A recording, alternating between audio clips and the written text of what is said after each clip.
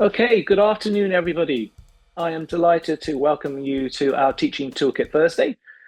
Just to say, for the record, what we shall do, as always, is record the presentation components of the today's session. And then when we come to the questions and answers later on, that shall not be recorded. So you're very welcome, as I say, to our session today. We are going to be talking about students' academic integrity, and I am delighted to say that we have Nama and Oakley as our student as partners who are going to participate in this presentation. So great shout out to both of them for contributing. And not only are they going to contribute to this presentation, but they shall be undertaking more of these as time goes on.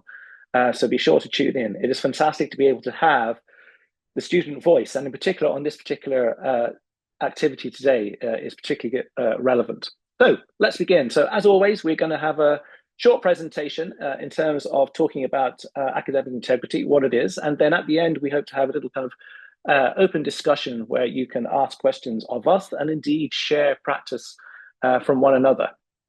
So what exactly are we going to kind of talk about in terms of student academic integrity? So we're going to have a little chat about the principles underlying academic integrity and what those are and how it has been interpreted in terms of policy and regulation here in UCD. Our focus, though, today really is on looking at the impacts, not only upon faculty, as in myself and others, in terms of what it is we ought to do, but most importantly, from a learner perspective. What does it mean when students are engaged with academic integrity? What are the impacts, both negative and positive? And the consequence of that, really, I suppose, is to have some kind of consideration about how we design our assessment for inclusivity, for opportunity, for engagement, in a way that is going to enable our learners to have a positive contribution. So let us kind of get down to the nitty gritty. So as I say, what we're going to do is define academic integrity, have a look at the definition that's used here in UCD, and start to look at some of the issues that arise out of that. And then hopefully our focus, as I say today, is kind of identifying kind of actions. We're going to talk about a couple of case studies from our students and their perspective. And in reality, what we're trying to do is present issues that arise, but also give direction about how to overcome these. So we have that from faculty perspective, but most importantly from a learner perspective. So just a word of introduction. The immediate graphic to the right here, supporting academic integrity, is actually generated by ChatGTP, and it was actually generated out of the resource page, the link that you see at the bottom of the page. The slide shall be shared so you can have all of those links. And as you can see, what it interestingly grabbed in terms of interpreting the resource that was there was this piece about open dialogue in terms of that it is a communal event, so to speak, academic integrity. It is not just about one party, it's about all parties being engaged in the process. And then it is about the kind of design of assessment. So that's what I'm talking about in terms of our considerations about how we design and incorporate assessments to make sure that we, in reality, design out issues that might arise for our learners. Then, obviously, the other components are the ethical piece and indeed the understanding of what it all means. Now, there are lovely resources already available within UCD and projects that have been undertaken. Again, those links and images to the right, all the resources are in the slides, and these will be available after the session. So, what is academic integrity? So, you see a little link to the UCD policy, and I quote directly from that. Academic integrity requires every member of the academic community at UCD to act ethically, honestly, and fairly. And in reality, what we are trying to instill is this environment of positive staff and student behavior. So we have to actually kind of work on that. It is not something that comes naturally, so to speak. It is something that we need to be very cognizant of in terms of our design, in terms of our communications, in terms of the transparency about how we engage and guide learners in terms of assessment and what it is they ought to do, and indeed how they ought to engage. So, what actually underpins the UCD policy and many policies is those six key fundamentals you see to the left. And these are from the International Center for Academic Integrity. So, honesty, trust, fairness, respect, responsibility, and courage. These are embedded in what we believe to be the fundamental values of academic integrity. However, in discussion, myself, Nama, and Oakley were kind of trying to tease out what this means in practice. So to the right of the slide, you see a kind of a contemporary kind of set of issues and observations. So they're not all problematic, but they do kind of raise kind of questions about how it is one engages in the process. So when we talk about honesty, how do we actually kind of interpret that and work with that? And there are issues that arise in terms of how we use technologies in the current dilemma with generative AI. There are pieces in terms of trust, in terms of what that actually means in terms of an institution, how it actually kind of puts it forward, but also the individual, their interactions and their responsibility for one another in this. And that's that environment and communal kind of dialogue that we're talking about. In terms of fairness, what is fair? And is fair, across the board? Do I understand what fair is from one module to another, from one program to another? And thus, it maps to the individual's expectations of what that might look like. And that's kind of interesting to actually kind of, dissect and think about across the institution or indeed a body of learning. In regard to fairness, we're kind of talking about, that equity and inclusivity and understanding what that means. In terms of respect, it's about the individual and their part within that kind of community and building a sense of trust and respect and how they actually work together. But it's also about the actual process that actually kind of the assessment undertakes in terms of, is it an authentic assessment and thus I might be engaged? Do I know what the purpose is? Is it about the end product or the process? And sometimes those things are kind of difficult to disentangle and recognize what might be undertaken. And then in terms of responsibility, we're looking at obviously the code of conduct, but as I mentioned already, the idea of transparency and support. What are those? Are they clear? Are they there? And who is accountable in terms of interpreting those, asking questions and following up? And then the final one, fundamental value of courage, is a really interesting one. And it's about that individual responsibility and how they can actually engage with the process of learning and assessment and being part of a research community. But what that might elicit is a whole range of kind of concerns, from anxiety to, feeling kind of excluded unintentionally. And the idea of imposter syndrome is quite a common kind of issue that arises. So these are the things that we've observed, and we're going to try and tackle some of these as we go through the session today. So first and foremost, I'd like to invite Oakley to talk about group work as a particular example. Oakley. Thank you so much, David. Moving on to more specific examples of academic integrity issues, I'm going to discuss the challenges that might arise in group work assignments specifically, and then offer some guidance how to alleviate them. Before I do so, I believe it's important to note that according to recent student surveys, as challenging as group work can be, a majority of students, me included, do enjoy this type of assessment, but as extremely rewarding as it can be, it comes with its own set of unique difficulties, many of which can impair academic integrity. So, as you can imagine, many of these challenges relate to group dynamics. For one, interpersonal conflicts and power imbalances might silence quieter students or those from marginalized groups. And this, in turn, can have an impact on their contribution and participation. Unequal contribution of workload can also be a result of peer communication among teammates.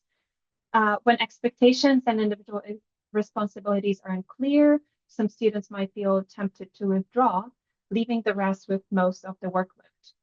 Here, a case worth highlighting is the so-called free riding, which happens when a member contributes very little to the project but receives the same grade as the teammates.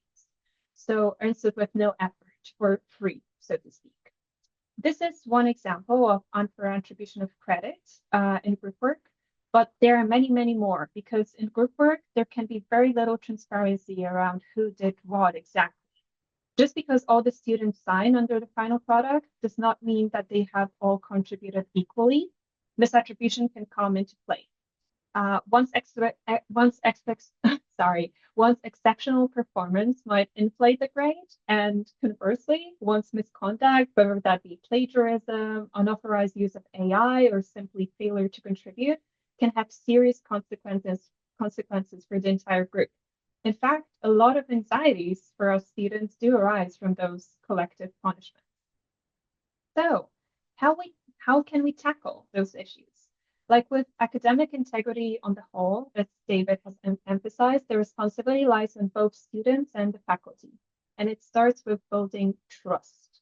To foster positive group dynamics and facilitate equal participation, students should get to know one another and develop a group contract defining roles, workload, and responsibilities. And on the more technical side, students can consider maintaining a contribution log and using a shared document with version history. These practices make authorship more visible, discouraging misrepresentation on final submission. On faculty side, it is important to, first of all, encourage all these behaviors I've just outlined among students. But besides that, faculty should embed academic integrity into assessment design.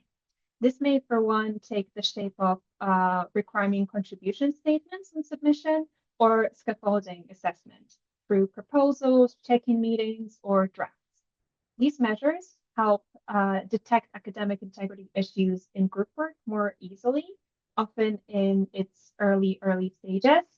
And moreover, they make learning more visible over time. The process here is very important.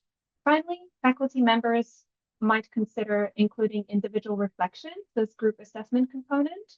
This not only helps eliminate individual learning, but also allows students to articulate their contribution and demonstrate ethical engagement with the task. In this way, individual reflective components can frame academic integrity as learning outcome rather than just another rule to follow. And before I hand it over to my colleague Nama, who will discuss academic integrity challenges in essays, I would like to quickly emphasize how in group work, academic integrity can be furtherly impaired by some other underlying phenomena. On the slide, you can see a concept map developed by previous student partners. And here, I'd like to draw your attention to language barriers and public speaking. They're on the right specifically. These can perpetuate unequal distribution of workload and in turn the attribution of credit. It is really important. Oh, Thanks, sorry. Oakley. So I'm we've sorry, I had one more thing to say. I just wanted to say that it's really important to acknowledge these two when thinking about academic integrity in group work in diverse international learning environments, like you see. Okay, no, now take it away. Sorry.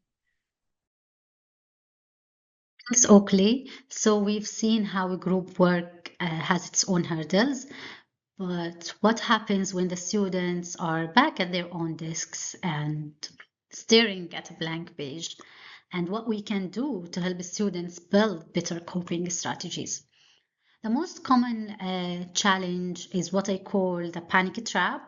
It starts with poor time management or maybe a bit of a procrastination or that perfectionist fear that what we write won't be good enough. And this is something I definitely struggle with myself. For example, a student has a deadline approach in 24 or 48 hours. They begin to panic and then they start looking for shortcuts. And in this state of mind, integrity violation have a great opportunity to happen. They might copy paste sections from a website just to have something written on their pages, or they may lean on a friend's work because they can't find the words themselves. The best way to fix this, I guess, is scaffolded support. If a module has milestone drafting where we submit an outline or a draft maybe in week let's say 4 and the bibliography in week 7, the mountain of the essay becomes a set of small manageable steps. It is and this stops that last minute panic from ever happening. Also, authentic assessment can be very helpful here. For example, if the prompt of the essay is tied to real world context or maybe reflection journal on weekly readings, like this can help the process to become much more personal and then harder to take a shortcut on a task. The second package of challenges here, we have the skills gap. And it is often assumed that all students know how to cite perfectly or navigate databases, but they don't. And this leads to maybe unintentional plagiarism simply because they may lose track of a source or they're not sure what actually needs a citation. And also here we have international student, and for them the language barrier can be very exhausting because they try to sound as smart in English as they are in their native language. And their fear of broken English pushes them toward word spinning or patch writing. Next, we have the academic literacy. It's not just about knowing English, it's about knowing the code of academia, how to, for example, to build an argument, sound objective, and critique. Sometimes students copy a formal tone just to fit in instead of using their own voice. And so if we look at some of the solutions, we could, in these situations, use universal design for learning, where we can offer different formats like a video or a portfolio, a podcast. So here we take the language or tone pressure off and let the students' actual understanding shine through the process. Also, we have here at UCD resources like the Writing Center, and they are very great. But I think we need to bring these practical skills into our seminars, for example, through writers' workshops to make these skills more accessible to the students. Also, proactive clarification is another option where we can help by being clear about what good looks like and provide clear examples of a well-cited paragraph or a strong argument. Okay, then there is the whole topic of generative AI and its impact on students' educational practices and integrity. Some students generate the whole essays, or they may rely on it too much, and they don't realize the fabrication of evidence these tools generate. And in this moment, we can't just ignore AI, but we can at least protect the human element by, for example, doing a quick voice check, short chat where a student explains their ideas. We also suggest reflective statements, like if a student has to write a paragraph on why they chose specific source, for example. Also asking students to demonstrate their pathway of thinking, such as their early rough notes or mind map. Here we can see the integrity of a student's ideas evolving over time, and this rewards the process, not only the final product. Ultimately, students need an environment where we can say, I don't know how to cite this, or look, I'm struggling to put this in my own words without fear. I think this is very much needed. And when there is transparency and trust, students choose to ask for help instead of taking a shortcut. Now, here we have a mind map that is previously done by students' partners in previous years. These are several challenges they addressed, and I think, of course, they are worth looking at. I just want here to highlight a couple of them. If we can see here, when the essay is overly weighted, like 80% or more, this again put the students in the panic trap, and students who are not strong at writing definitely is going to be at disadvantage in this point. Then we have the feedback. Giving students productive feedback, I think, is so crucial here on improving and encouraging the development of their own work. And so they're integrating practices rather than, again, falling in the above pitfalls or traps. Well, there are also other general challenges that need to be addressed, such as the very common imposter syndrome, which can then lead to emotional issues such as depression and anxiety.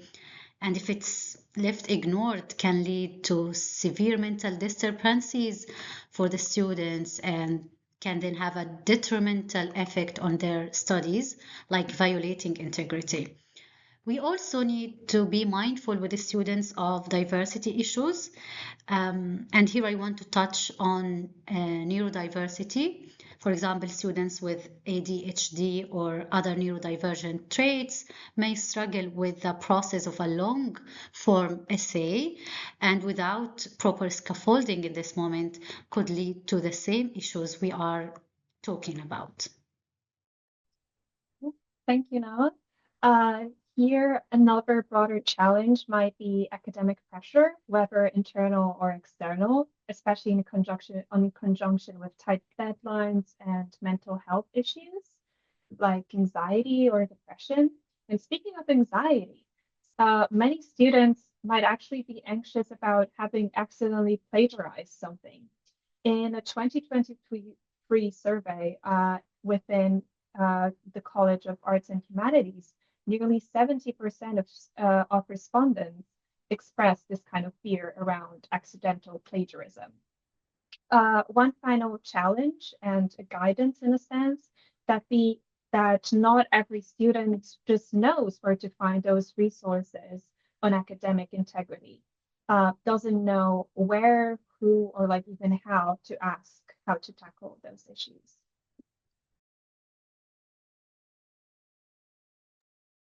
Thank you, Nama and Oakley. That's really absolutely wonderful. Thank you so much. So, what I'm going to try and do is kind of pull all of that together in terms of just kind of a few kind of suggestions by way of actions. So, what we have here in the next couple of slides is faculty and learner kind of actions that one might take. So, from our perspective, faculty perspective, and I think you kind of glean from the issues that have arisen that have been discussed, it is about kind of offering, clear direction and guidance. And there are a number of simple ways that we can do this. Obviously, something like a rubric, clear criteria is going to actually kind of, direct and guide students in terms of what it is they are trying to achieve and indeed demonstrate.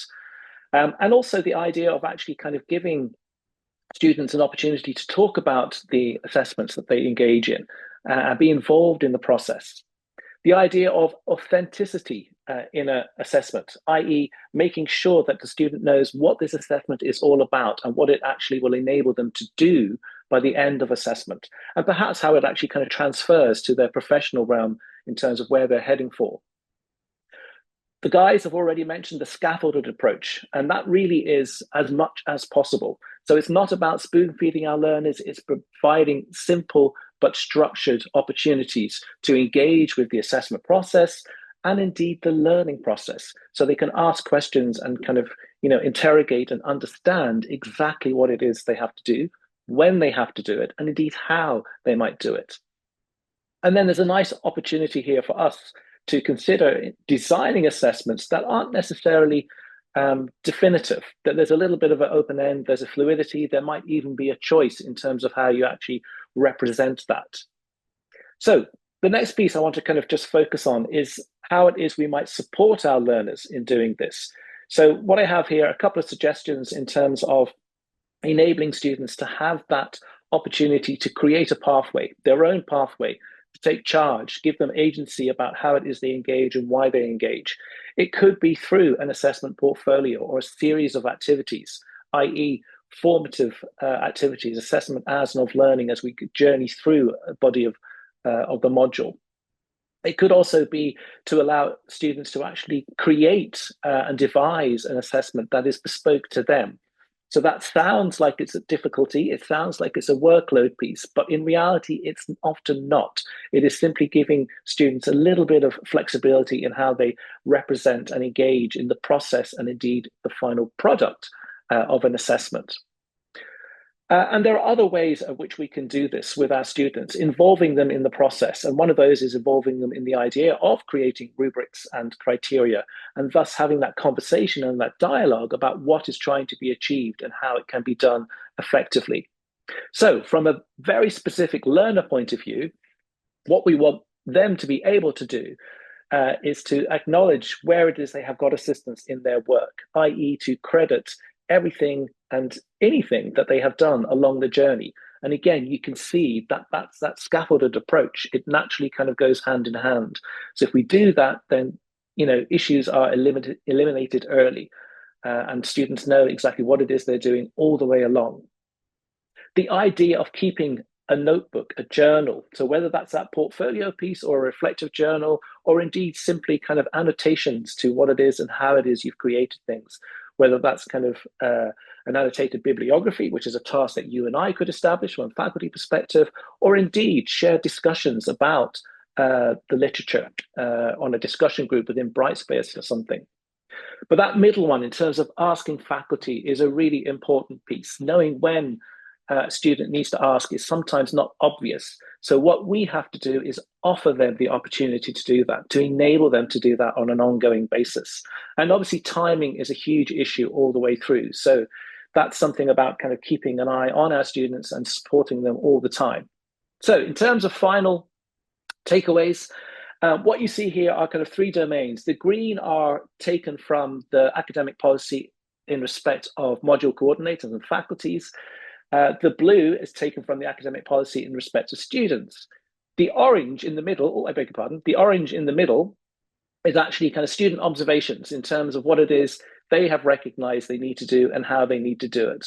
But the yellow perhaps is the most important piece, which is to say there are, as Nama and Oakley have said, many resources, many opportunities to have a deeper understanding in terms of what academic integrity is and how one can become part of that within their learning journey within UCD and anywhere else for that matter. So with that, I will finish up and simply say there are many resources. The slide shall be available to you all and the links therein. If you have any questions, we'd be delighted to hear from you. And our next session that Oakley and Nama will be taking full charge of is not too far away, a month away on the 26th. So we look forward.